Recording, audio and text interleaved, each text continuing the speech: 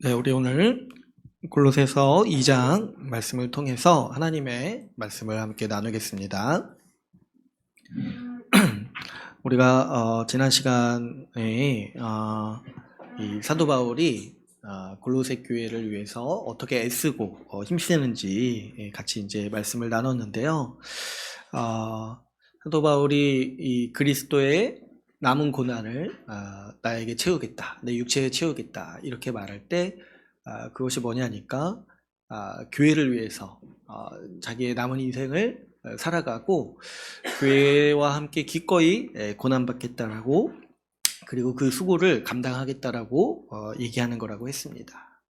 그랬을 때 이 바울이 교회를 위해서 애쓰고 가장 힘쓰는 사역이 어떤 거였냐니까, 우리가 지난 시간에 나눴던 것처럼 교회가 그리스도를 확실히 그리고 완전히 이해할 수 있도록 그것을 위해서 가르치고 또 기도하는 사역이 사도 바울이 가장 이제 강조하고 힘쓰는 사역이라고 했어요. 그래서 이제 그리스도를 더 알았으면 좋겠다. 그리스도의 그 확실한 이해, 그 풍성한 그 그리스도의 부요함을 교회가 알았으면 좋겠다. 알았으면 한다. 이렇게 이제 바울이 자신의 간절한 바람을 이야기하고 있는 거죠. 그런데 이제 지난 시간에 같이 우리가 살폈던 것처럼 바울의 이런 표현은 우리가 좀 많이 되새김해야 되는 것이고 생소할 수가 있어요. 왜 그러냐니까 오늘날 우리는 어떻게 생각을 하냐면 그리스도를 다 안다고 생각을 한다는 거예요. 왜 그러냐니까 우리가 예수님 믿었잖아요. 우리 예수 십자가 복음을 듣고 예수님 믿었잖아요. 근데 이제 여기서 우리가 또 어디까지 자꾸 착각을 하게 되냐니까 내가 예수님에 대해서 다 알았구나 이렇게 이제 생각을 하게 된다는 거예요. 그런데요, 지금 사도 바울은 어떻게 얘기를 하냐니까, 지금 골로새 교회, 지금 예수를 믿어서 그 믿음의 열매도 있고, 정말 그 믿음이 확고해가지고, 저 멀리 있는 바울에게까지 선한 소식이 들리는 그 교회를 향해서도 어떻게 얘기를 하냐니까, 너희가 예수님 믿은 거 정말 잘된 거다. 그런데 너희가 앞으로 예수 그리스도를 더 알아갔으면 좋겠다. 내가 그러기 위해서 지금 힘쓰고 있다. 사람을 보냈고 너희에게 사람을 보내고 너희에게 그 예수 그리스도를 더 전하기 위해서 내 제자들도 너희에게 보내고 있다. 이렇게 이제 힘쓰고 있다라고 얘기를 하는 거죠. 그러니까 이 바울의 생각, 사도의 생각은 이런 거예요. 예수를 믿었어요. 십자가 복음을 듣고 예수님을 믿었어요. 근데 여기서는 너무 부족한 거예요. 어떤 게 더 필요하냐니까 그 이후에도 이 신구약 성경에 나타난 예수 그리스도, 하나님의 그 계획의 핵심인 그 그리스도에 대해서 확실히 알고 더 알아가면서 그 예수 그리스도를 더 확신하는 삶이 필요하다는 거예요. 그래가지고 이 그리스도로 말미암아서 그 풍요로운 삶을 누리기를 원하는 것이 이 사도 바울의 바람인 거죠. 그래서 그 에베소서에서는 어떤 표현을 썼다고 했어요. 측량할 수 없는 그리스도의 부요함을 내가 너희에게 전하고자 힘쓰는 자다라고 이런 표현을 썼다고 했죠.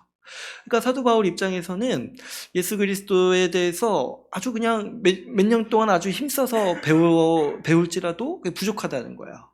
측량할 수 없는 부요함이 그리스도에게 있다는 거예요. 그래서 교회가 이 그리스도를 간과하거나 폄훼하거나 가볍게 여기지 않고 이제 예수를 주로 여기고 주를 믿었으니까 그 계기를 통해서 그 아주 이 중요한 순간을 통해서 예수 믿었다는 걸 통해서 그리스도를 더 알아가고 그리스도에 대해 확실하게 더 충분한 이해에 도달하기를 힘쓰라고 우리에게 권면하고 있는 거죠.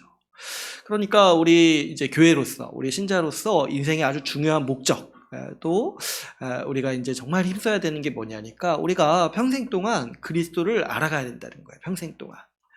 그랬을 때 이제 어떤 분들은 좀 약간 오해하실 수도 있어요. 뭐 예수님에 대해서 그렇게 알 게 많습니까? 이렇게 생각할 수도 있어요. 근데 이제 그렇게 생각하는 것 자체가 지금 이제 이 성경을 잘 모르는 거예요. 성경을 잘 모르고 사실 예수 십자가 복음에 대해서도 너무 편협하고 너무 이 피상적인 이해만 갖고 있으니까 이런 표현들을 이해를 못하는 거죠. 예수님을 평생 알아가야 됩니다. 그리스도의 장성한 분량에 도달해야 됩니다. 그리스도의 부요함을 우리가 받아야 됩니다. 이런 표현들을 잘 이해를 못하는 거예요. 그랬을 때, 그러면 정말 더 알아야겠다 이런 생각을 해야 되는 거죠. 여러분, 왜 지금 사도가 우리에게 이 그리스도를 더 알아야 된다, 그리스도에 대한 확실한 이해를 더 가져야 되고 그리스도를 확신해야 된다, 이렇게 지금 우리에게 권면을 하냐니까 3절 말씀에 그 이유가 있다고 했죠. 왜 3절 말씀에서 어떻게 얘기를 하냐니까 예수 그리스도 안에 지혜와 지식의 모든 보화가 감추어져 있기 때문이라는 거예요. 그렇죠, 여러분. 이 예수 그리스도가요, 하나님께서 이 세상을 경영하시고 또 이끄시고 다스리시는 핵심이에요. 예수 그리스도가 실체예요. 그렇기 때문에 그 그리스도 하나님께는 하나님의 그 뜻, 하나님의 뜻과 비밀과 지혜와 지식이요, 이 예수 그리스도 안에 다 담겨 있다라는 거예요. 그러니까 여러분, 이 세상을 만드시고 경영하시는 분의 뜻이 그리스도에게 있으니까 예수 그리스도가요, 그 안에 이 세상에 가장 값진 지혜와 지식이 있다고 우리는 이해할 수가 있는 거죠. 근데 이제 본문 표현에 보면은 사도가 어떤 표현을 쓰냐니까 감추어져 있다라고 얘기를 하는 거예요. 감추어져 있다. 우리 이제 복음서에도 그런 그 비유가 있잖아요. 하나님 나라에 대한 비유인데 밭에 감추인 보화, 이런 비유가 있잖아요. 그러니까 왜 감춰져 있냐니까 그것에 정말 열의를 가지고 예수 그리스도를 사랑하고 그리스도를 경외하는 사람에게는 그 하늘의 지혜와 지식의 그 보화를 얻을 수가 있어요. 그런 사람은. 근데 누구에게는 그게 보이지 않냐니까 그리스도를 그렇게 높이지 않는 사람, 그리스도께 영광 돌리지 않고 그리스도를 경외하지 않고 그리스도의 영광을 몰라가지고 그냥 이렇게 지나가는 사람에게는 그게 보이지 않는다는 거예요. 그래서 사도는 감춰져 있다 이렇게 하면서 주의를 약간 주는 거죠. 이거를 정말 알아야 된다는 거예요. 이거를 정말 세심히 보고 분별하고 그리스도를 경외할 때 우리가 그 지혜와 지식을 얻을 수 있다는 거예요. 지난 시간에도 이제 제가 말씀을 드렸지만은 안타깝게도 오늘날 많은 사람들이 이 감춰져 있는, 그리스도 안에 있는 감춰져 있는 이 지혜와 지식을 그냥 지나치고 있어요. 왜 그러냐니까 그리스도가 어떤 분인지에 대한 이해가 너무 부족한 거예요. 세상 사람들은 말할 것도 없죠. 아예 모르잖아요.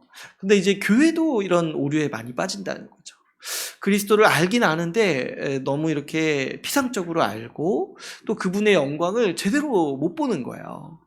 그래가지고 이 그리스도를 믿는다 하면서도 어리석게 살아갈 수가 있는 거죠. 어떤 거냐니까 구원은 예수 그리스도를 통해 받는다고 믿으면서도 다른 모든 것들은 세상의 다른 지혜를 의지한다는 거예요. 예수는 죽어서 천국 가게 해주지만은 세상에서 가장 복되게 살 수 있는 방법은 내가 더 잘 안다고 여기고 내 계획이나 내 지혜로 살아가려고 하고, 아니면 이제 세상의 전문가들이 얘기하는 그런 세상의 지혜나 지식들을 의존해서 살아가려고 한다는 거예요. 그랬을 때 이 4절에서 사도가 이제 권면하는 바가 뭡니까? 여기에 대해서 속지 말라고 권면을 하고 있는 거예요. 왜 그러냐니까 이게 이제 너무 어처구니가 없는 일 아니지 않겠어요? 예수 그리스도를 통해서 구원 받았고 그 세상에 가장 값진 지식과 지혜가 다 그리스도께 있는데 왜 자꾸 다른 데에 시선을 돌리냐는 거예요. 왜 자꾸 다른 걸 의지하고 왜 자꾸 다른 그 전문가들을 찾아서 자기 인생을 더 복되게 해보려고 어떻게 그렇게 잔머리를 쓰냐는 거예요. 그래서 이게 얼마나 바보 같고 어리석은 일이냐니까 예수 그리스도 안에 지혜와 지식의 모든 보화가 다 있다는 거예요. 그렇기 때문에 여러분, 우리가 예수 그리스도를 믿을 때 이 예수님이 우리를 구원하신다, 예수님이 우리를 죄에서 건져주셨다, 이거를 믿으면서 또 우리가 아주 또 확신해야 되는 게 있어요. 뭐냐니까 예수 그리스도 안에 지혜와 지식이 다 있다는 거예요. 구체적으로 말씀드리면 우리가 살아가는 데 필요한 모든 지혜와 지식이 다 예수 그리스도께 있다는 거예요. 그러니까 우리가 인생을 살아갈 때 혼란을 겪고 또 어려움을 겪을 때가 있잖아요. 지혜가 부족하고 또 지식이 없어가지고 어떻게 살아야 될지도 혼란스럽고 또 어떤 선택을 해야 될지도 어려울 때가 있어요. 근데 그럴 때 다른 어떤 것보다 예수 그리스도가 그 문제를 해결할 수 있는 모든 지혜와 지식을 다 가지고 있다는 거예요. 그래서 사도는 우리에게 이렇게 권면을 하는 거죠. 우리 삶의 모든 문제에 있어서 매사에 그리스도를 의지하고 그리스도께 구하라는 거예요. 우리가 또 인생을 살다 보면 사실 선택해야 되는 문제들, 우리가 분별해야 되는 이 문제들이 굉장히 많죠. 어렸을 때부터 해가지고 뭐 어떤 진로를 택할 것인가, 어떤 직업을 가질 것인가, 어떤 회사를 갈 것인가, 어떤 학교를 갈 것인가, 누구를 만날 것인가, 누구와 결혼할 것인가, 뭐 애들은 뭐 어디로 보낼 것인가, 어떤 학원을 보낼 것인가. 아주 우리는 선택의 연속이고, 그래서 매사에 분별을 해야 돼요. 그런데 그때 사도가 우리에게 권면하는 게 뭐냐면 그리스도께 와서 물으라는 거예요. 그리스도께 배우라는 거예요. 그리스도가 그 문제에 대해서 어떻게 말씀하신지를 보라는 거예요. 그래서 예수 그리스도 안에 있는 그 지혜와 지식의 모든 보화를 다 사용해서 충만한 인생을 살아가라고 우리에게 권면을 하는 거죠.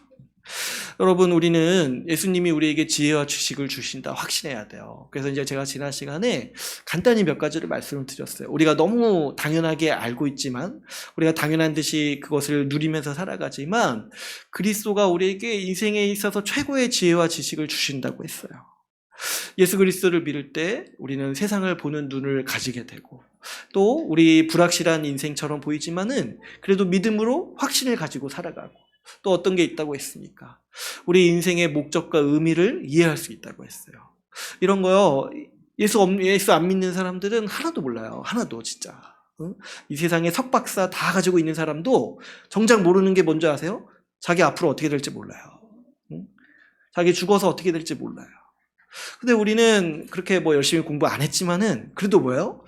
그리스도를 알고 있기 때문에 우리는 아는 거예요. 이 세상이 어떻게 될지 아는 것이고, 내 인생이 어떻게 될지 알아요. 내가 왜 사는지도 알아요. 여기에 확신을 갖고 우리는 살아가요. 그렇기 때문에 성경은 우리가 더 탁월하다고 얘기를 하는 거예요. 우리가. 그래서 여러분, 제가 이제 또 계속 권면드리는 게 어떤 게 있습니까? 부모로서 아이들에게 물려줄 가장 큰 자산도 바로 이 그리스도를 아는 지식이 있는 거예요. 우리 아이들도 인생을 살아가면서 얼마나 큰 혼란을 겪겠습니까?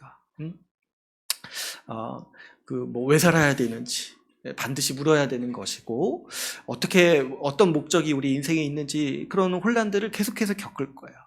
그랬을 때 우리 부모님들이 자녀들에게 가장 자신 있고 또 물려줄 수 있는 가장 큰 자산이 뭐냐니까 그리스도인 거예요. 그리스도. 뭐 이렇게 집 물려주고 뭐 자산 물려주고 해서 아이들이 잘 사는 게 아니에요. 그렇다 할지라도 지혜 없으면 그거 다 날려먹는 거예요. 그런 이야기 많이 들어보시지 않았어요? 부모로부터 많은 유산을 물려받았는데 다 탕진한 어리석은 사람. 지혜와 지식이 없으니까 다 날려먹는 거예요. 그랬을 때 우리 자녀들에게, 우리 후세대에게 가장 물려줄 수 있는 가장 큰 가치, 가장 큰 자산이 뭐냐니까 바로 이 그리스도인 거예요. 그리스도 안에 지혜와 지식의 모든 보화가 다 있기 때문인 거죠. 오늘 우리가 살펴볼 본문도 여기에 대해서, 이 주제에 대해서 그리스도가 우리의 모든 삶을 주관하시고 우리에게 모든 지혜와 지식을 주신다라는 이 주제에 대해서 오늘 우리가 읽은 본문도 이 주제를 계속해서 우리에게 가르치고 있습니다. 오늘 우리가 읽은 말씀 6절, 7절 말씀을 보면은 6절을 보시면 이렇게 돼 있죠. 그러므로 하시면서 그리스도 예수를 주로 받았으니 그 안에서 행하라. 그렇죠. 예수님을 우리가 주님으로 믿었잖아요. 그러니까 이제 우리가 남은 삶을 정말 이 믿음으로 살아가고 지혜롭게 살아가는 게 뭐냐면 주님이신 예수 그리스도의 말씀대로 살아가는 거예요. 그분이 주님이기시도 하지만 또 뭐도 있어요. 그분이 나보다, 이 세상의 어떤 사람보다 가장 지혜롭다는 거예요. 그러니까 예수님이 우리의 주님이시라고 고백한다라면 그분 말씀대로 살라, 이렇게 지금 사도는 우리에게 권면을 하고 있습니다. 7절 보시면 이렇게 얘기를 하죠. 그 안에서 뿌리를 박아라. 그 안에서 세움을 받아라. 그래서 믿음에 굳게 서라. 다른 어떤 거 기웃거리지 말고 예수 그리스도를 믿었다라면 다른 어떤 세상의 전문가나 세상의 어떤 학문이나 이런 것에 의존해서 살려고 하지 말고 예수 그리스도의 그 부요한 지식, 예수 그리스도 안에 뿌리를 내려라. 그 안에서 확신을 가지고 믿음으로 굳건하게 살아가라고 우리에게 권면하고 있는 것입니다. 사도 바울이 이렇게 반복해서 이 얘기를 하는 이유가 있죠. 제가 이제 다시 한번 또 말씀을 드리지만 우리에게 아주 어리석고 거짓된 못된 습관이 있어요. 그게 뭐냐니까 예수님을 주님이라고 하면서도 주의 뜻대로 살지 않는 거예요. 내 지혜와 내 뜻대로 살려고 하는 그 태도.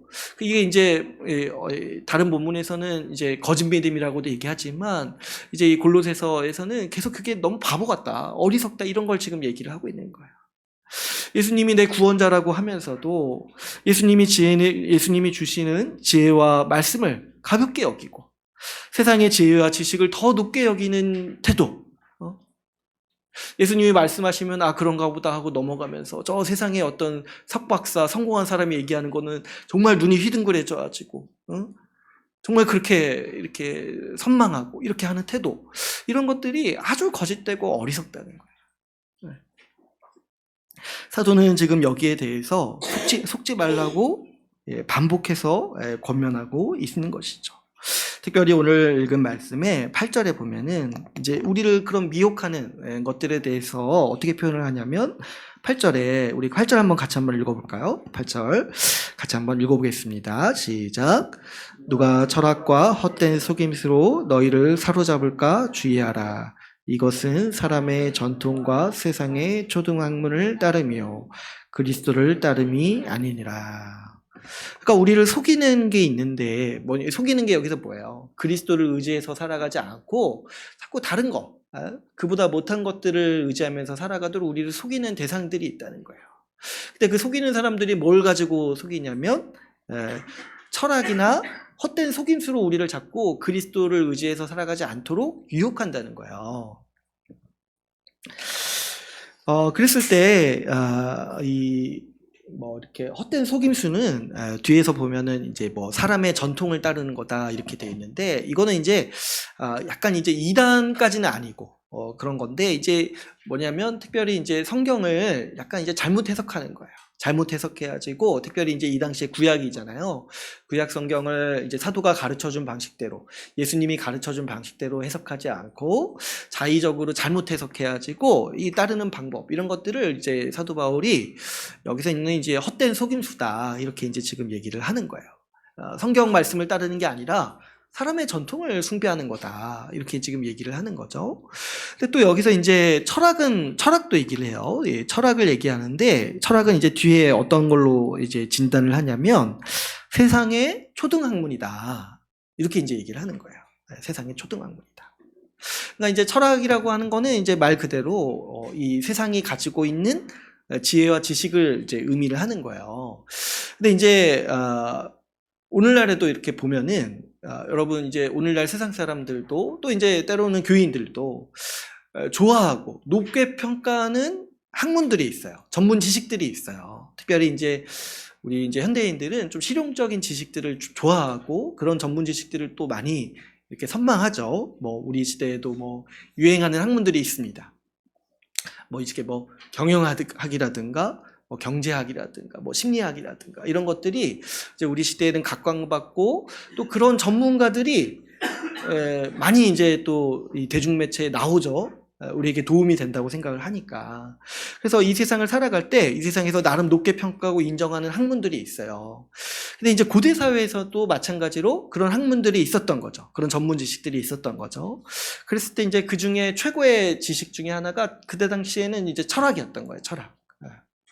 지금도 이제 철학이 있잖아요. 근데 인기는 없지만 이렇게 대학 갈 때 철학과 이런 거 가고 싶어 하는 사람 그렇게 많지 않잖아요. 그죠? 그러니까 그렇게 선망하지는 않죠, 요즘에는. 근데 이제 고대 사회에서는 이제 인생을 살아가는 최고의 지혜, 최고의 지식, 이런 게 이제 이 철학자들이 했던 학문들에 있다고 여겨졌던 거예요. 그러니까 이제 고대 사회 이제 당대 최고의 전문가나 지식인들이 다 뭐예요? 철학자들이었죠, 철학자들. 그래서 우리가 이제 아는 사람들 있잖아요. 이제 플라톤, 소크라테스. 사실 이런 사람들 얼마나 대단합니까? 이 기원전 사람들인데 지금까지도 이름이 남아있잖아요. 그러니까 그 당시에는 또 얼마나 이런 철학자들이 위세가 얼마나 컸겠습니까? 이 시대를 초월해서 지금 살아남고 있는데. 그랬을 때 이 고대 사회는 이런 사람들의 주장과 의견이 지금 우리가 생각하는 그런 전문가들처럼 이 세상을 살아갈 때 정말 필요한 지식과 지혜를 제공하는 이 사람들처럼 여겨졌던 거예요. 근데 이제 사도가 바울이 이제 가만 보니까 이 교회 안에도 그런 사람들이 있는 거예요. 응? 이런 거죠. 예수님 믿고 예수님이 나를 구원하셨다 이렇게 고백을 하면서도 여전히 이제 사는 거는 철학자들에게서 가서 배우고 의지하는 사람들이 교회 안에 있다는 거야. 그런 거죠. 예수 믿고 구원받았다고 하면서 내 자녀는 어떻게 키울까 이렇게 했을 때 어디 유명한 철학자 가서 막 배우고 이렇게 한다는 거예요. 교회 안에도. 그러니까 사도 바울이 이런 걸 보면서 어리석다 지금 이 얘기를 하고 있는 거야 지금 이 골로새서 2장 전체가. 심지어 이제 성경을 해석할 때도 철학자들이 가르쳐주는 방식으로 성경을 막 해석하려고 한다는 거예요. 또 심지어 어떤 것도 있어요. 교회를 운영하는데 철학자가 얘기하는 방식대로 교회를 운영하고 그렇게 한다는 거예요. 그랬을 때 우리가 지금 이렇게 얘기하면 되게 어처구니가 없잖아요. 아니 어떻게 교회를 막 저기 플라톤이 하라는 방식대로 그렇게 하냐는 거예요. 성경을 읽는데 어떻게 그렇게 이렇게 소크라테스가 가르친 방식대로 성경을 그렇게 읽냐는 거예요. 그랬을 때 우리가 지금 생각하면은 되게 이상해 보이잖아요. 근데 사실은요, 우리도 지금 비슷한 일들을 사실 하고 있는 거예요. 우리도 보면은 세상에 유행하는 학문과 이렇게 전문 지식들을 가지고 교회를 운영하고 또 우리 삶을 지탱하려고 하는 그런 아주 흐름들이 있는 거죠. 제가 보니까 이제 어떤 분들은 성경을 읽을 때 이걸 심리학적인 관점으로 읽으시더라고요. 그래가지고 이제 막 말씀 전할 때 막 그런 얘기 하는 거예요.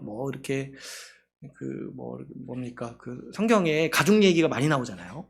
특별히 구약에 보면 아브라함의 가족 그런 얘기 나오잖아요. 근데 이제 아브라함의 가족에서 왜 형제들이 그렇게 사이가 안 좋았는가? 왜 그러냐니까 마음에 이렇게 묻힌 상처가 있었다. 그래서 과거에 보니까 아브라함이 이렇게 잘못한 게 있었다. 그래서 그런 것도 이제 회복해야 돼. 이런 식으로 막 심리학적인 접근을 하는 거야. 그래서 누가 이제 저한테 와서 막 그런 얘기 해주더라고요. 제가 야곱의 가족들 이야기를 들어보니까 자기가 너무 이렇게 뭐였죠? 자존감이 낮았다. 그런 얘기를 하는 거예요. 야곱 가족들의 이야기를 들어보니까. 그러면서 이제 가족에 문제가 생기는 게 이게 다, 내가 자존감이 낮아서 그랬구나. 이렇게 이제 하는 거야. 그랬을 때, 이거 굉장히 재밌긴 했어요. 재밌긴 했는데, 그러면 이 심리학으로 성경을 해석하는 게 사실 그게 얼마나 어리석은 건지를 알아야 돼요. 그죠? 어쨌든, 그런 걸 떠나가지고 그런 것보다도 이제 경영학이라든가, 경제학의 원리로 교회를 운영하는 사람들도 있어요. 그랬을 때, 지금 이제 사도 바울이 말하는 그런 사람들, 철학으로, 세상의 초등학문으로 살아가려고 하는 자들이다, 이렇게 얘기를 하는 거예요. 또 우리, 이렇게 교회뿐만 아니라 또 교회 안에 성도들도, 교인들도 세상의 철학을 따르는 게 굉장히 많죠. 우리가 살아가는데 필요한 지혜와 지식을 이 세상의 전문가들에게 의존하면서 살아가는 거예요. 이렇게 처세술이라고 하죠. 우리는 이제 사실 우리 시대는 처세술이 유행하는 시대인 거예요. 어떤 학문이라고 말하기도 좀 애매해요. 그렇죠? 처세술. 어떻게 세상을 좀 이렇게 돈 많이 벌 수 있는가. 이거에 온 관심이 많이 집중되어 있는 시대인 거죠. 그래서 이제 세상의 지혜라는 게 결국에 보면은 처세술, 재테크 이런 거예요. 보면은. 그래서 어떻게 하면 잘 살 수 있는가, 어떻게 하면 풍요로움을 누릴 수 있는가, 그런 전문가들의 의견을 많이 참고하죠. 그래서 유튜브 그런 알고리즘에 많이 뜨는 전문가들 다 그런 사람들 아니니까. 어디 투자해야 되지, 돈 벌고, 집 언제 사야 되고, 이런 것들. 저도 왜, 제가 그런 거 많이 안 보는데 왜 자꾸 그런 게 뜨는지 잘 모르겠어요. 그래서 이제 가끔 보긴 하는데. 아무튼, 필요하긴 하죠. 필요하긴 한데, 그분들의 얘기를 들어보면 그게 인생의 전부예요. 그거 외에는 인생에 정말 신경 쓸 게 없어요. 그것만 봐야 돼, 그것만. 근데 제가 언젠가 이제 지나가면서 말씀드린 적이 있는데, 여러분 성경에도 처세술이 있어요. 재테크가 있어요. 그죠? 우리 주님이 어디에 투자하라고 했습니까? 하늘에 투자하라고 했잖아요. 하늘에. 하늘에 투자하는 게 남는 거라고 우리 주님이 말씀하셨잖아요. 그러니까 우리 성경 말씀에 내가 재물을 어디다 써야 될지 나와 있어요. 근데 그것보다 우리 신자들도 어떻게 느끼냐니까, 저기 어디, 이렇게 어디, 주식, 요즘에 코인 유행하던데, 그거, 지금 1억이 넘었다고 막 그러니까 거기에 다 눈이 가가지고, 있는 거예요. 근데 이제 그럴 수 있죠. 그런데 우리가 좀 생각을 해봐야 돼요. 주님은 이 문제에 대해서 어떻게 얘기하십니까? 그럼 왜 우리는 그런 전문가들의 의견이 굉장히 획기적이고, 정말 세련되고, 정말 이것이 우리 인생을 바꾼다고 여기는데, 왜 주님이 얘기하시는 이거는 자꾸 이렇게 그냥 넘어가냐는 거예요. 좀 가짜 같아요. 아닌 것 같아요. 막 우리가 그렇게 생각한다는 거예요. 어떻게 하면 요즘 사람들이 내가 괴로운데 구원받을 수 있을까 의지하는 지식이 뭐냐면 심리치료예요. 심리치료. 어떻게 하면 내가 구원받을 수 있을까? 알고 보니까 내 과거의 상처 때문에 그래. 알고 보니까 좀 내가 나의 자신에 대해서 잘못 생각하고 있었어. 그래서 이제 심리치료를 의지하고 그런 전문가들을 찾아서 상담을 받고 또 의견도 듣고 이렇게 하는 거죠. 또 이제 또 한국 사회에 아주 또 이런 것들이 많이 유행하는 게 이제 대표적으로 육아와 교육이에요. 육아와 교육. 이 한국 사회의 큰 우상 중에 하나죠. 그래서 이런 거예요. 교회 신자들도, 신자된 부모님들도 가만 보면은 그리스도를 가르치는 일에 소홀해요. 소홀하고, 뭐에 이렇게 집중을 하냐면 세상에서 시험 잘 치르게 하는 거. 아이들이 잘 자라가지고. 그렇게 하면서 이렇게 교육하고 양육을 하는 거예요. 세상의 지혜와 지식으로 이렇게 막 이렇게 훈련을 시키는 거예요. 근데 그러면서 아이들이 잘 되기를 바라기를 기도하고 이렇게 하는 거는 정말 어리석은 거예요. 우리 그리스도가 하라는 방식대로 안 하면서 딴 방식대로 하면서 자꾸 기도는 주님 잘 되게 해주세요. 이렇게 어떻게 하냐는 거예요. 이게 얼마나 지금 어리석습니까? 얼마나 어리석습니까? 예수님을 아예 모르면은 어리석다는 얘기도 안 해요. 근데 예수님을 안다고 하면서 예수님 우리 구원자라고 믿는다고 하면서 어떻게 그렇게 사는 방식은 그렇게 다른 것들을 더 우월하게 여기고 자꾸 그런 걸 따라가냐는 거예요. 그래서 여기에 대해서 이제 사도가 평가를 내리는 게 이제 8절 끝에 나오는 거예요. 뭐라고 평가를 내리냐니까 이런 것들은 세상의 초등학문을 따르며 그리스도를 따름이 아니다. 이렇게 이제 평가를 내리고 있어요. 이런 방식으로 살아가는 거에 대해서. 지금 이제 사도는 두 가지를 이제 지적을 하는 거예요. 우리가 예수님을 믿는다고 하면서도 자꾸 이제 세상의 지혜와 지식만을 높게 치고 그것들을 의지하면서 살아가려고 하는 것들이 세상의 초등학문을 따르는 것이고 그리스도를 따르는 게 아니다. 세상의 초등학문이라는 게 뭐냐니까 이게 뭐냐면 이 아주 기초 원리라는 거예요. 그냥 이 세상의 기초 원리. 그러니까 이제 사도 바울이 여기 이 철학에 대해서 이것이 속임수라고는 얘기하지 않아요. 그러니까 이제 성경을 곡해하는 거는 속임수라고 얘기를 하는데 이 철학에 대해서는 나름대로 그래도 인정을 해주는 거예요. 응? 이 세상의 초등학문이다. 유용한 면이 있어요. 세상을 살아갈 때 유용한 면이 있어요. 그렇죠? 그래서 그 철학자들이 지금까지 살아 있는 거잖아요. 그들의 의견이나 지식들이. 그런데 사도 바울 입장에서는 그게 뭐냐니까 그냥 기초 지식이라는 거예요. 기초 원리라는 거예요. 배울 것은 있지만 그게 그렇게 크게 고상하거나 높은 차원의 지식이 아니라는 거예요. 왜 그렇습니까? 그보다 더 고상하고 높은 차원의 지식인 예수 그리스도가 있기 때문에 그래요. 아무리 이 세상에서 탁월한 철학이라 할지라도 아무리 그 높은 지혜와 지식의 수준을 유지해서 모든 지식인들이 추앙하는 철학이라 할지라도 그리스도에 비하면 유치하다라고 사도 바울이 지금 얘기하고 있는 거예요. 그죠? 사도 바울이 이렇게 공부도 별로 안 하고 정말 이렇게 아무것도 모르면서 이런 얘기하면은 설득력이 없는데 사도 바울도 당대 최고의 지식을 배운 사람이에요. 근데 이제 그리스도를 배우고 나니까 자기가 어렸을 때 젊었을 때 배웠던 그 세상의 지식들이 다 유치해 보인다는 거예요. 유치해 보인다는 거예요. 그 다음에 두 번째로 어떤 진단을 냈냐니까 이게 이제 가장 치명적인 진단인데 뭐냐면 그리스도를 따르는 삶이 아니라는 거예요. 그리스도를 따르는 삶이 아니다. 겉으로는 예수님을 믿는다고 하면서도 정작 이 세상에 살아갈 때 다른 지혜와 지식을 의존하는 거는 결국에 이게 뭐냐니까 그리스도를 따르는 게 아니라는 거예요. 그래서 이제 이게 심하면은 사실은 이제 우상숭배라고도 얘기하고 가짜 믿음이라고 얘기하는데 지금 이제 사도 바울이 골로새 교회를 봤을 때는 그 정도는 아닌 것 같은 거야. 근데 이제 어떤 혼란이 있냐니까 잠깐 지금 속고 있는 것 같은 거예요. 속고 있는 것 같은 거예요.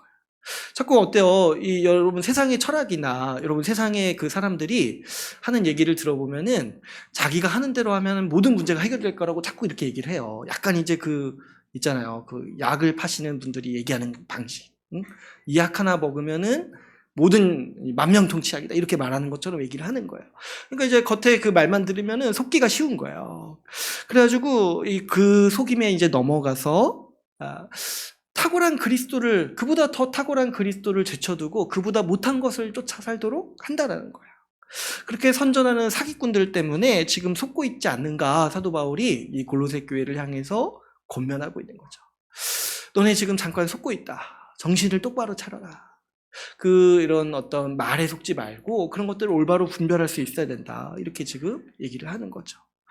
왜 그러냐니까 우리한테는 그리스도가 있다는 거예요. 그래서 다시 이 그리스도에 대해서 강조하고 설명하죠. 이 9절에서 10절을 보시면 그리스도 안에는 신성의 모든 충만이 육체로 거하신다. 그리스도 안에 하나님의 충만이 있다는 거예요. 예수 그리스도 안에 하나님의 지혜와 지식과 하나님의 뜻의 정수가 그리스도 안에 있다는 거예요. 그 그리스도를 우리가 붙잡고 있잖아요. 10절을 또 10절에 어떤 얘기를 하세요? 이 모든 통치자와 권세의 머리시다 이렇게 얘기를 해요. 모든 통치자와 권세의 머리시다. 그러니까 이 세상의 이 지식인들이나 이 세상의 전문가들이 지혜 있다, 지식 있다 이렇게 여기는데 예수님은 그 사람들에게도 머리시라는 거예요. 그 사람들에게도 머리. 그러니까 세상의 사람들이 예수님 안 믿어도 뭐 이렇게 지혜로울 수 있고 지식도 있을 수 있는데 그것마저도 예수님이 머리시기 때문에 그렇게 된다는 거예요. 예수님이 이 세상의 지혜와 지식의 원천이시다는 거예요. 그런데 10절 처음에 어떻게 얘기합니까? 우리가 그 안에서 충만하여진다. 예수님, 이 모든 하나님의 모든 지혜와 지식, 모든 신성의 원천이신 주님께서 우리를 충만하게 하신다는 거예요. 그분이 우리를 가꾸시고 우리를 돌보시고 우리에게 지혜를 주시고 지식을 주신다는 거예요. 만물의 머리신 주님, 만물에게 공급하시고 만물을 이끄시고 만물을 다스리시는 주님이요. 특별히 그분의 몸으로서 우리 교회를 삼으셨어요. 여기서 보면은 통치자와 권세의 머리시라고 하시잖아요. 근데 그 통치자와 권세는 예수님의 몸이 아니에요. 예수님이 가장 충만케 하시고 예수님이 가장 신경 써서 돌보시고 그분의 최고의 지식과 지식을 공급하시는 대상은 바로 우리 교회라는 거예요. 그 안에서 우리가 충만하여 진다라고 지금 이 사도는 우리에게 권면을 하고 있습니다. 예수 그리스도가 우리를 다스리시고 인도하시고 지혜를 주십니다. 그래서 예수님이요 우리를 충만하게 하신다. 우리는 여기에 대해서 가장 강력하게 확신해야 돼요.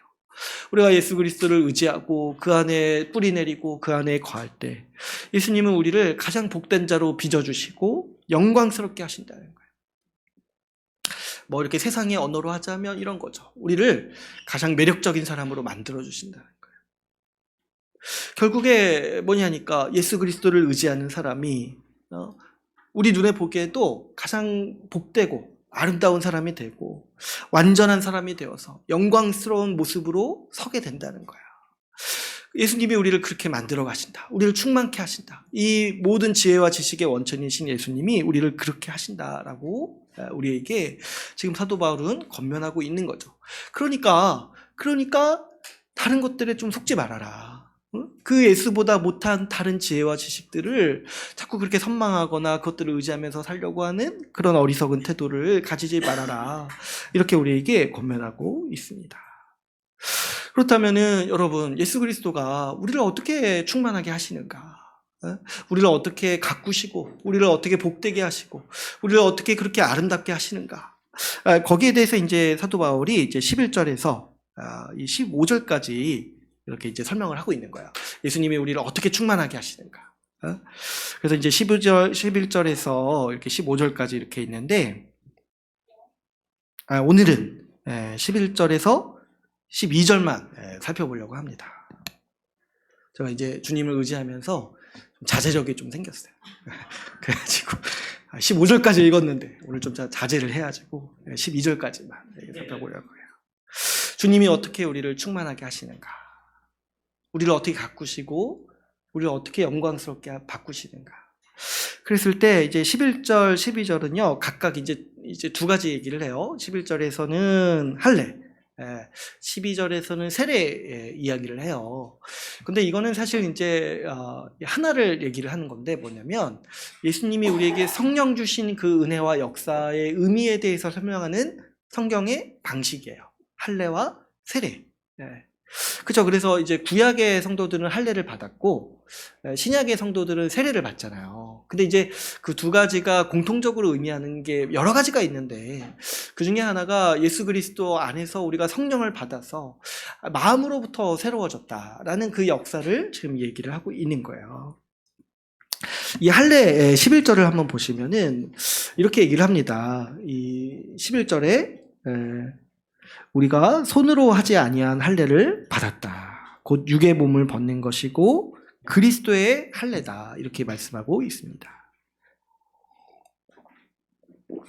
사실 이제 이 골로새 교회는 이방인 교회예요. 이방인 교회고 우리도 이방인이죠. 그래서 우리도 할례를 받지 않았어요. 그러니까 어떤 할례를 받지 않았냐면 사람이 하는 할례, 이 손으로 행하는 할례를 받지 않았어요. 근데 이제 사도 바울은 어떤 얘기를 하는 거예요?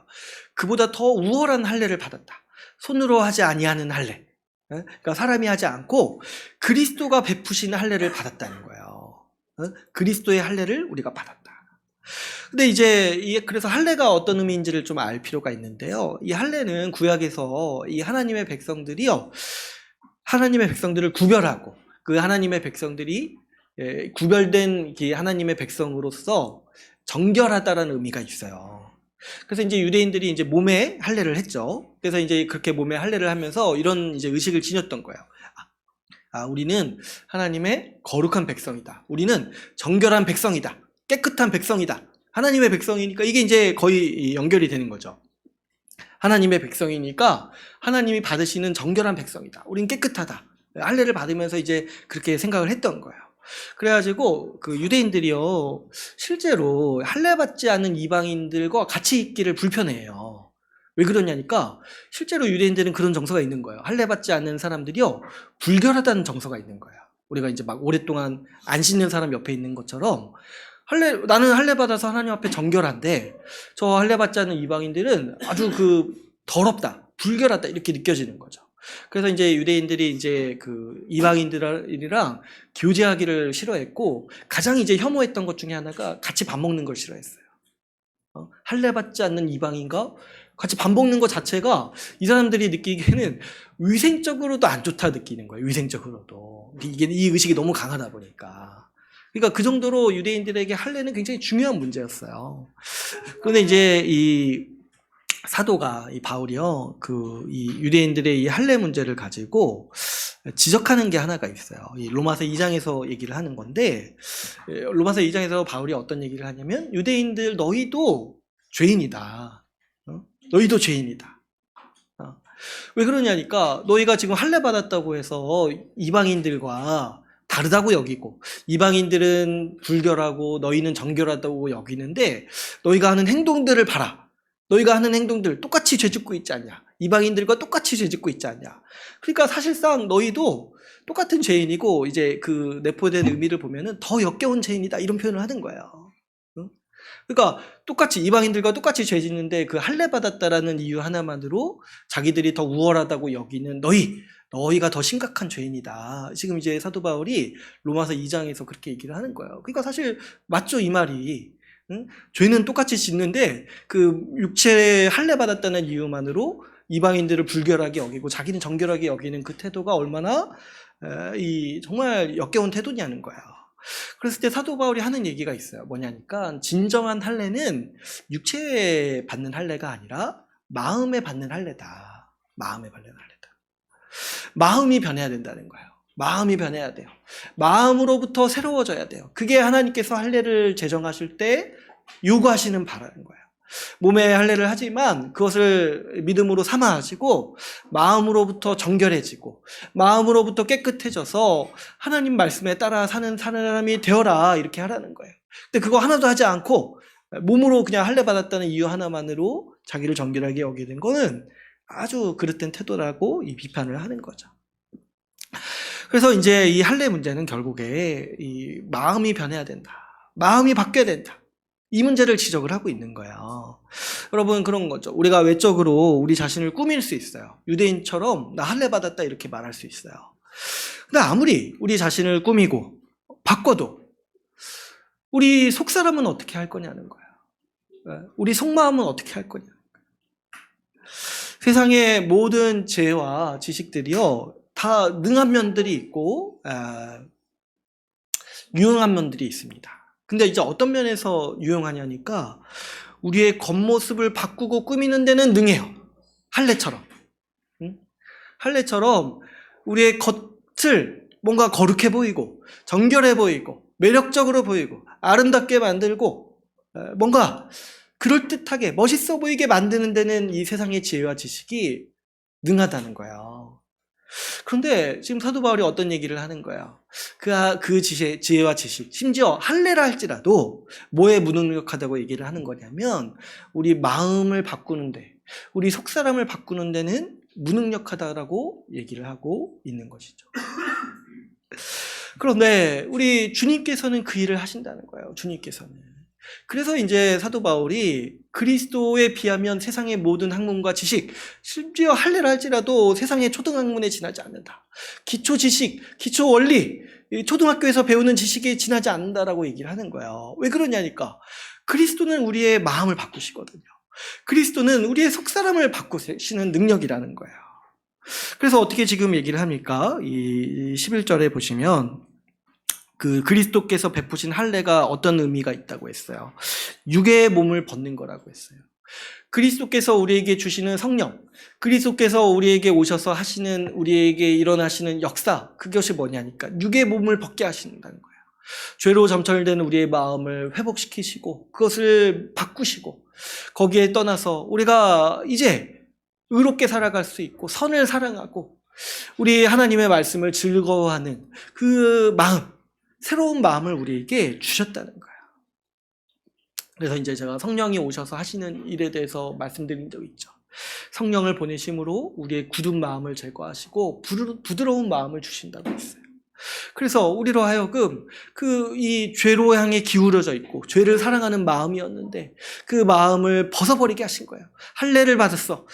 성령을 받아서 제거시키시고 이제 거룩하고 선한 마음을 향해서 살아갈 수 있도록 하시고 그렇게 바꾸신 것이 우리에게 주신 그리스도의 능력이자 이 세상에서 얻을 수 없는 최고의 지혜와 지식의 보화가 여기에 있다라고 사도는 우리에게 가르치고 있는 거죠. 12절에서는 이 세례에 대해서 얘기합니다. 이것도 이제 의미는 비슷해요. 근데 이제 왜 여기서 세례를 얘기하는지에 대해서 우리가 이제 성경을 배우는 사람들이니까 이걸 잘 이해할 필요가 있어요.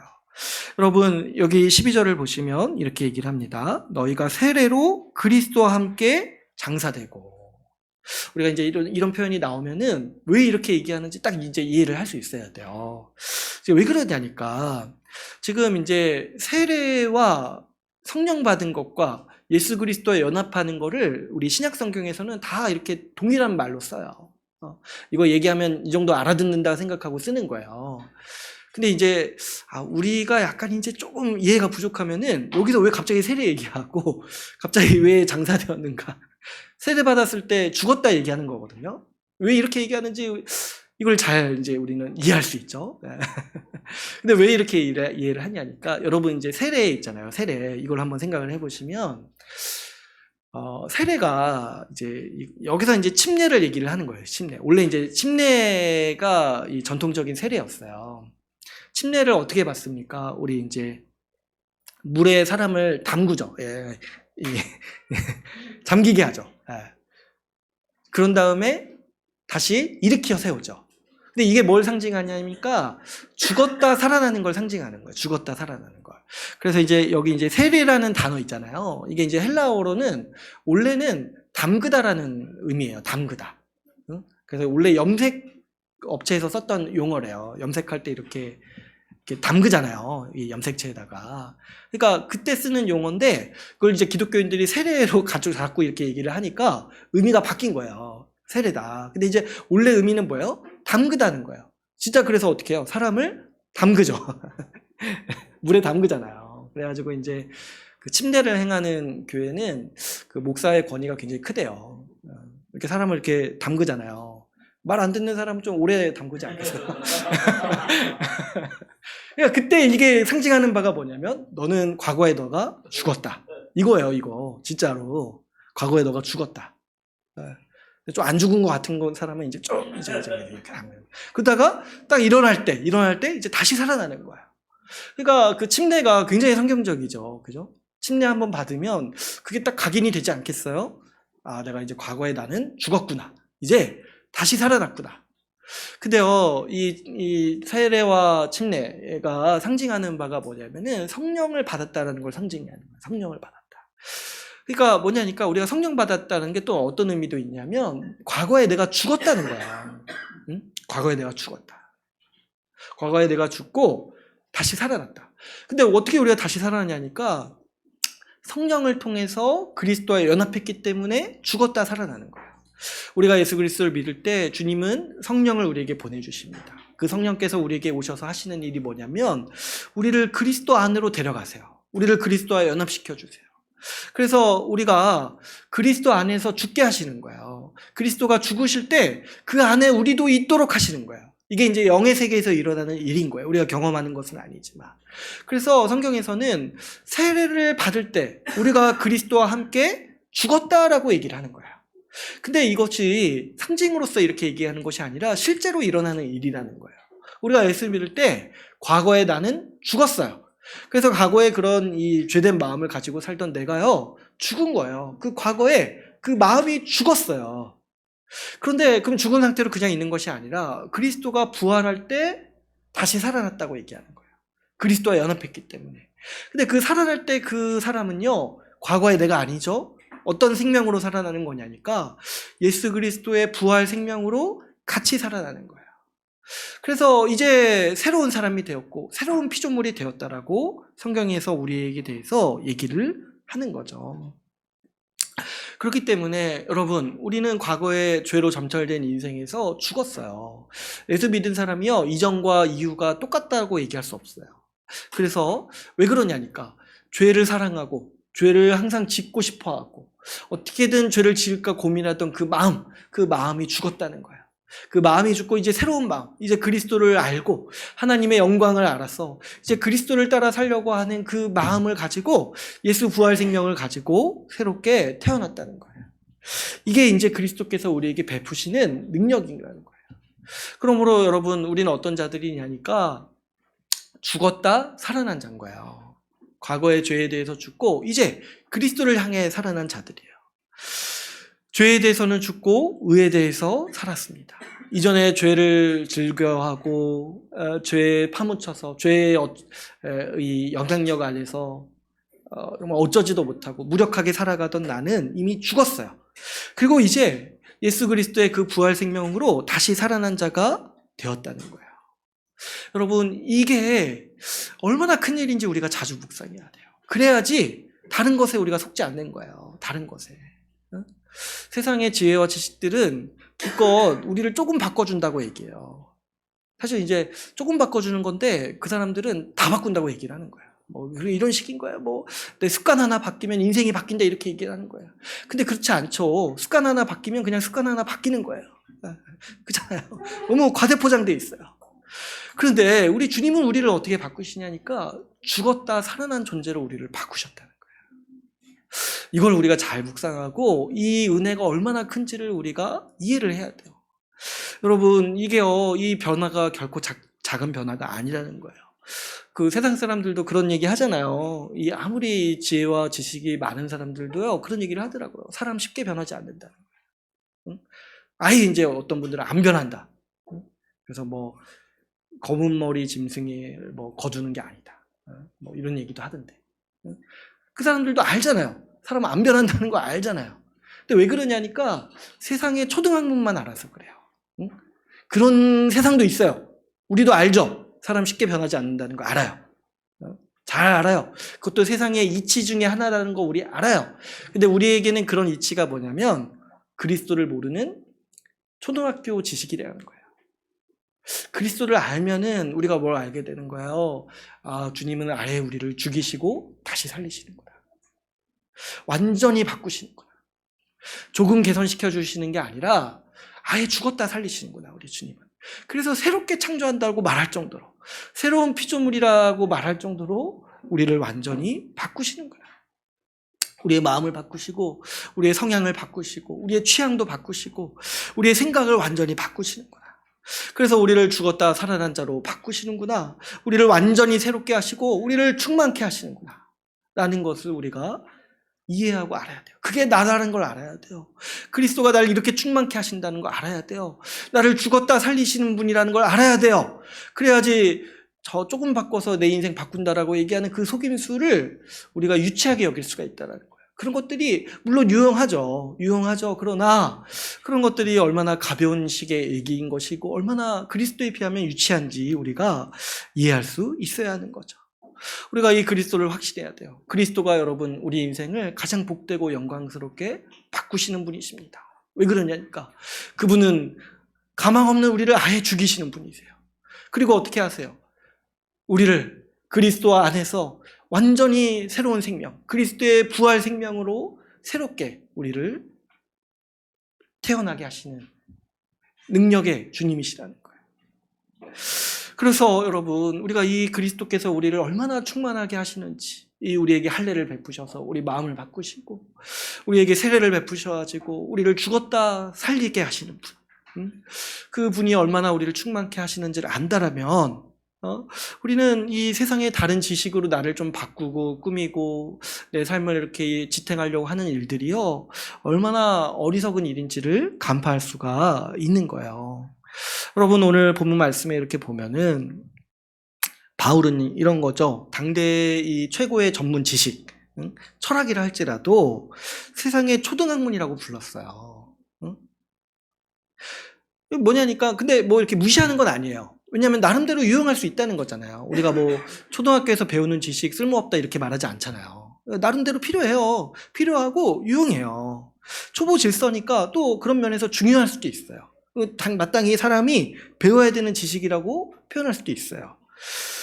그런데 여러분 초등학문은 뭐예요? 초등학문이에요. 그렇잖아요. 우리가 대학교를 졸업한 사람이 아니야 대학교까지도 아니죠. 뭐 고등학교를 졸업한 사람이 내가 아직도 부족하다고 해가지고 초등학교를 다시 가진 않는다는 거예요. 응? 그렇지 않습니까? 고등학교 졸업했는데 난 아직 좀 대학 가기가 좀 부족해. 응? 좀 세상 살아갈 때 지혜와 지식이 더 필요해. 이렇게 느낀 사람이 그래 오늘 초등학교에 다시 입학할 거야. 이렇게 하지 않는다는 거예요. 왜 그러냐니까 그건 그때 그 시절에 필요한 거고 좀 이제 더 성장했잖아요. 그러면 더 큰 지식이 있는 거잖아요. 세상도 그래요. 근데 여러분 우리는 그리스도를 배웠어요. 그리스도를 알았어요. 근데 왜 자꾸 세상의 초등학문이 더 우월하다고 생각을 하고 자꾸 그쪽으로 가려고 하냐는 거예요. 그래서 이게 지금 사도 바울이 속는 거다. 속아서 그렇구나 너희가 지금 제대로 알게만 하면 안 그럴 텐데 너희가 지금 속고 있구나. 지금 이런 진단을 자꾸 내리는 거예요. 그래서 여러분 우리는 좀 이런 걸 간파할 수 있어야 돼요. 세상의 지혜나 지식이요 지금 사도 바울도 그렇고 저도 그렇고 쓸모없다고 얘기하는 게 아니에요. 어느 정도 유용하고 또 그런 것들을 가르칠 필요도 있죠. 그런데 그리스도에 비해서는 유치하다고 얘기하는 거예요. 왜 그렇습니까? 유용할 수는 있는데 제한적이에요. 그것이 우리에게 유용한데 어떤 면에서 유용하냐면 기껏해야 우리의 겉모습이라든가 겉을 바꾸는 거예요. 겉을. 근데 우리에게 인생에서 중요한 건 뭐냐니까 우리 속사람의 문제가 중요한 거예요. 속사람의 문제가. 여러분 한번 생각해 보세요. 뭐 서점에 유행하는 책들, 우리나라에서 유행하는 책들 대부분이 자기계발서예요. 그리고 이제 뭐 유튜브에서 유행하는 컨텐츠 이런 것들 많은 부분들이 동기부여하는 것이고 자기계발하는 것들이 많더라고요. 근데 이제 그런 것들이 보면은 결국에 하는 얘기들이 다 비슷한 거예요. 방법만 좀 다르고 그냥 뭐냐면 내 행동이 바뀌면 그냥 내 인생이 바뀐다는 거예요. 행동이 바뀌면 뭐 하나 바뀌면 그냥 인생이 바뀐다는 거예요. 응? 아침에 30분 뛰면 인생이 바뀐대요. 응. 근데 그렇게 해서 바뀌는 거면 그렇게 해서 정말 인생이 성공하는 거면 그 세상에서 제일 성공한 사람은 마라토너지 않나요? 이런 좀 약간 너무 피상적인 지식으로 너무 크게 광고를 하는 거예요. 동기부여하는 거 있잖아요. 내가 지금 이렇게 좀 성공하는 삶을 못 사는 거는 동기부여가 잘 안 돼서 그런 거다. 그래서 어떻게든 동기를 부여해야 되고 뭐 그런 식의 어떤 처세술 기술들 이런 게 많아요. 그래가지고 뭐 최근에도 뭐 제가 봤는데 뭐 자꾸 뭐 이렇게 포스트잇에 써붙이더라고요. 뭐 나는 누구다, 나는 누구다 막 이렇게 써붙이더라고. 그러면 이제 자기가 암시가 돼가지고 막 동기부여가 된대요. 뭐 유용할 수는 있죠. 또 요즘에는 뭐 뇌과학이 인기가 있어가지고 도파민을 내가 막 조절할 수 있대요. 그래가지고 막 그런 방법들 이런 것들이 막 나오는 거예요. 그래 물론 이제 유용할 수 있어요. 그런데 그런 지혜와 지식이요 속 사람을 바꿀 수 있냐는 거예요. 응? 그렇게 막 동기부여하면은 죄의 문제를 해결할 수 있어요. 네? 속 사람이 바뀌어요. 거기에 대해서 무력하다는 거예요. 여러분 습관 하나 바꾸는 거요 사실은요 생각보다는 쉬울 수 있어요. 그런데 죄로 말미암아 마비된 마음은 도대체 습관 하나 바뀌면 바뀌냐는 거예요. 내가 막 아침에 30분씩 일찍 일어나서 조깅하면은 내가 미워하던 사람 용서할 수 있게 되냐는 거예요. 네? 근데 여러분 잘 생각해 보세요. 우리 인생이 괴롭고 망하는 거는요 결국에 죄 문제 때문에 망하는 거예요. 죄 문제 때문에. 내 마음에 들어온 그 죄의 성향을 해결하지 못해서 인생이 망하는 거예요. 네? 그런데 그 문제에 대해서 철저하게 무력한 세상의 지혜와 지식 붙들면서 나는 잘 살 수 있다 자기 암시하는 게 유용할 수는 있지만 거기에 만족하는 게 얼마나 사실은 이 세상에 초등학문 붙들고 살아가려고 하냐는 거예요. 근데 여러분 제가 또 오늘 좀 한 가지 말씀드리고 싶은 것 중에 하나가 뭐냐면 이런 식의 학문들, 이런 식의 학문이라고 부르기도 좀 어려워요. 근데 이런 식의 어떤 처세술, 이런 식의 어떤 기술들이요 어느 정도는 세상의 지혜라고 부를 수는 있어요. 왜냐하니까 유용한 면이 분명히 있습니다. 아침에 30분씩 뛰면 분명히 유익이 있죠. 그런데 우리가 사는 세상이요 사실은 어떻게 보면은 더 천박한 방식으로 작동하는 방식들이 있어요. 우리를 더 천박한 방식으로 살아가도록 유혹하고 이런 끌고 가는 더 이제 강력한 힘이 있는데 그 중에 하나가 이 광고와 쇼핑이에요. 제가 요즘에 이 문제를 공부하면서 깨닫게 됐는데 이게 진짜 우리 삶을 많이 지탱하고 있더라고요. 뭐냐니까 이런 거예요. 한번 들어보세요. 이제 현대 기업들이요 어떻게 이제 운영이 되냐니까 상품을 팔아야 돼요. 근데 이제 이 생산력이 발달해가지고 필요 이상의 상품들을 많이 찍어낼 수 있게 됐어요. 그래서 이제 본질적으로 기업들이 이제 부를 축적하려면 사람들이 돈을 벌려면 어떻게 해야 되냐면 소비자들이 필요 이상으로 물건을 사야 돼요. 필요 이상으로. 필요한 만큼만 사면은 기업들은 망해요. 그죠? 생각해보세요. 핸드폰 매년 새로 사줘야지 매년 신제품 내서 매년 돈을 벌잖아요. 그러니까 기업들의 목적이 뭐냐면 대부분의 기업들이 필요 없는 물건을 사도록 만들어야 돼요. 근데 그랬을 때 이제 현대의 이 회사들, 기업들이 쓰는 전략이 뭐냐면 상품에 이미지를 붙이는 거예요. 이미지를. 응? 상품에 이미지를 덧붙이는 거예요. 그래서 이렇게 이제 광고를 하는 거죠. 이 상품을 사면은 당신은 아주 멋진 사람이 될 수 있습니다. 응? 근데 그 상품이 뭐 그런 거예요. 이렇게 칫솔 같은 거. 이 칫솔을 사면은 아주 멋진 사람이 될 수 있습니다. 아주 고급진 사람이 될 수 있습니다. 이런 전혀 그런 관계 없는 거 있잖아요. 커피 이런 거 있잖아요. 이 카 X 커피를 마시면 당신은 공 X가 될 수 있어요. 이런 식으로 이미지를 만드는 거야. 무슨 말인지 이해하시겠죠? 그러니까 요즘에 광고 같은 거, 요즘이 아니죠. 오래됐죠. CF나 광고 같은 거 보면은 그 상품의 기능에 대해서 거의 설명하지 않습니다. 어떤 걸 얘기하냐면 이미지를 자꾸 얘기를 해요. 이미지. 이 상품을 가지면 다른 사람이 당신을 우러러볼 것입니다. 이 상품을 구매하면 당신은 성공한 인생으로 여겨질 것입니다. 이렇게 이제 광고를 하는 거예요. 그래서 이제 광고에 이런 의도들이 다 반영되어 있는 거죠. 그래서 연예인들이 이 광고비를 높게 받는 게 그 제품과 그 연예인 이미지를 이렇게 차용하는 거예요. 근데 이제 냉철하게 보면 그 연예인이 그 제품 쓰지도 않는데 무슨 상관이 있습니까? 그런데 그냥 그 상품의 이미지를 자꾸 씌우는 거예요. 그래가지고 그것을 구매하면은 그 이미지로 자기를 치장할 수 있다라고 현대 사회가 그렇게 이렇게 만들어 가고 있는 거죠. 그래서 때로는 이런 걸 좀 노골적으로 안 드러내야지 좀 그래도 거부 반응이 없는데, 이거 좀 너무 천박한 방식으로 드러내는 광고들이 가끔 있어요. 그래가지고, 이런 거 차 광고. 옛날에 나왔던 광고. 이런 거예요. 당신이 타는 차가 당신의 품격을 말해줍니다. 이런 거. 이게 되게 그럴듯해 보이죠? 근데 사실은 그 이미지를 덧붙이는 거예요. 좋은 차를 타면은 다른 사람들이 당신이 품격 있다고 본다는 거예요. 그리고 최근에도 아파트 광고하는데 이 아파트에서 살면은 당신은 다른 사람과 다른 사람입니다. 아주 돋보일 수 있습니다. 이런 식으로 이제 광고를 하는 거예요. 그 광고가 다 이런 식으로 작동을 한다는 거죠. 당신이 타는 차, 당신이 사는 집이 당신의 품격을 말해줍니다. 근데 이제 사실 우리가 이런 것들을 좀 비판할 수 있어야겠죠. 말해주긴 뭘 말해줍니까? 그냥 좋은 차 타는 죄인이라는 걸 말해주죠. 좋은 집에서 사는 죄인이라는 거 말해주죠. 그런 거 아무리 이제 이미지로 포장을 하고 현대인들이 그런 이미지를 구입해서 자기를 꾸미는데 능숙한데, 이게 속이는 거라는 걸 잘 볼 수 있어야 돼요. 여러분 정말 정직히 보세요. 여러분들도 주변에 한번 정직히 보세요.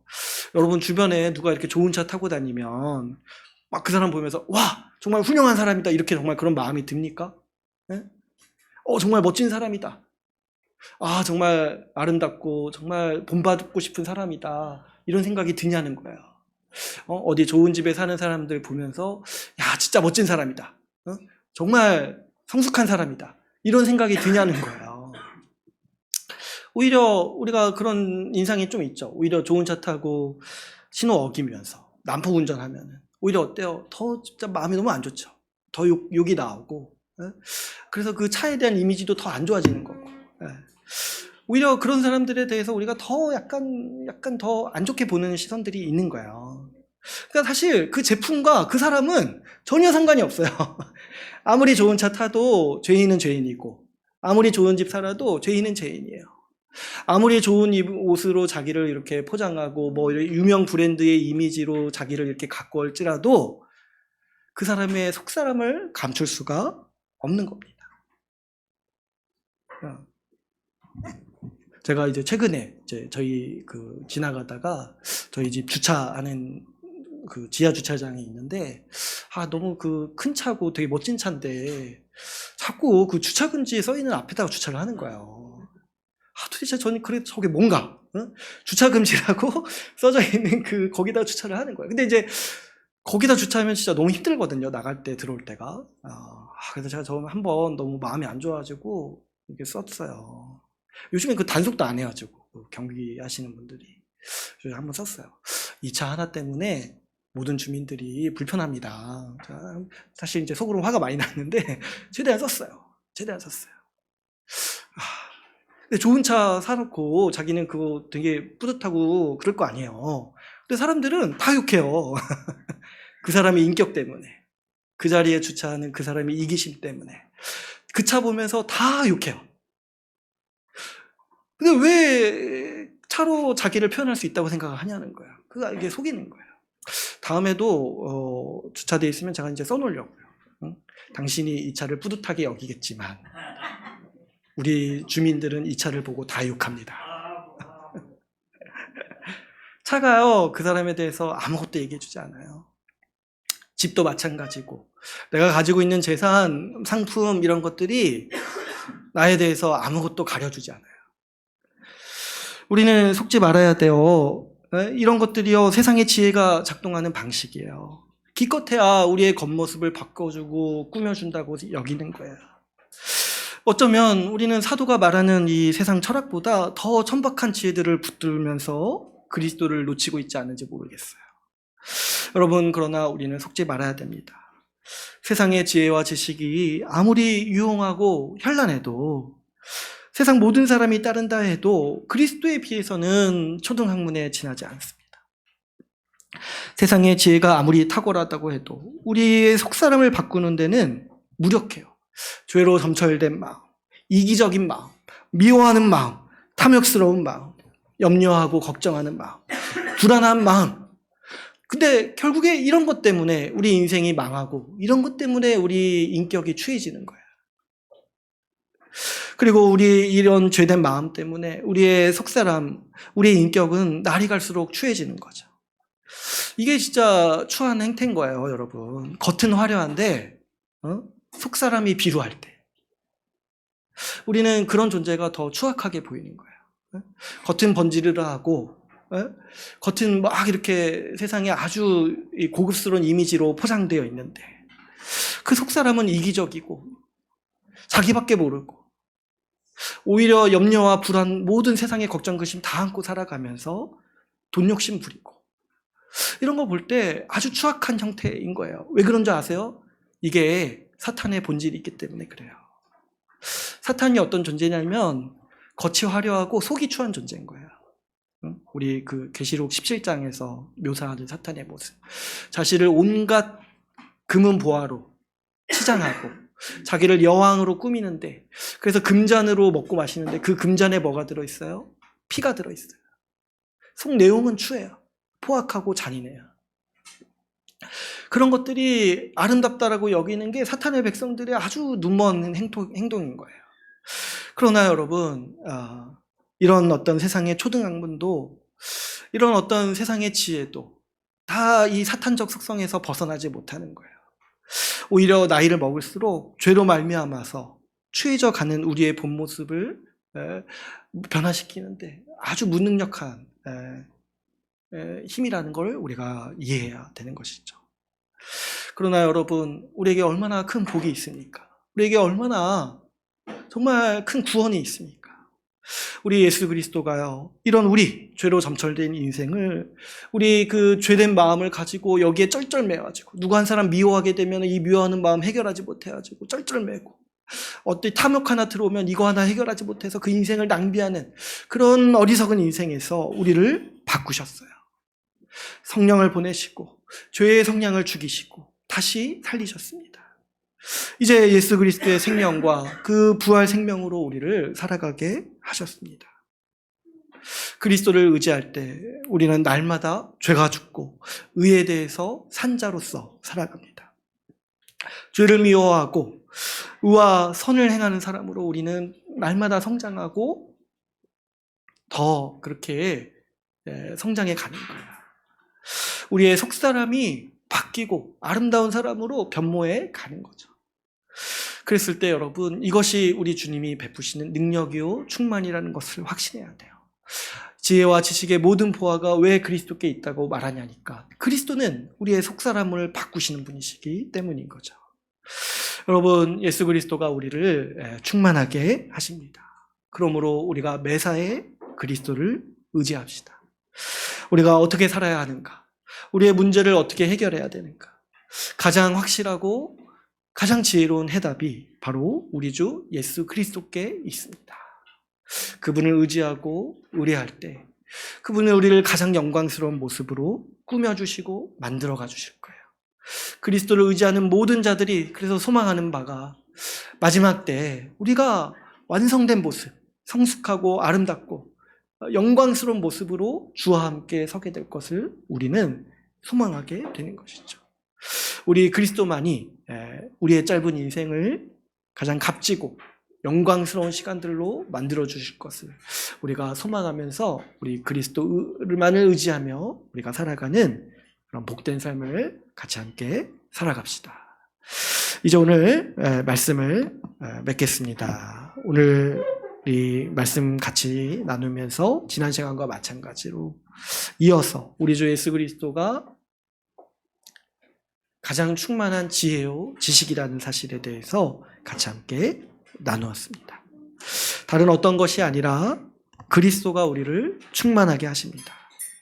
그리스도를 주로 믿었으니 그리스도를 의지하고 우리가 그리스도를 통해 살아갑시다. 다른 어떤 세상의 지혜나 지식이 아니라 그리스도의 가르침을 최고로 여기면서 그분께 배우고 그분께 뿌리 내리면서 살아갑시다. 우리가 그리스도를 의지하며 살아갈 때 그리스도께서 날마다 우리를 영광스러운 모습으로 변화시킨 것을 우리가 소망하고 꿈꾸고 확신하면서 살아가는 우리 주의 나라 교회가 되기를 간절히 소망합니다. 우리 말씀을 마치고 같이 기도하는 시간 갖도록 하겠습니다.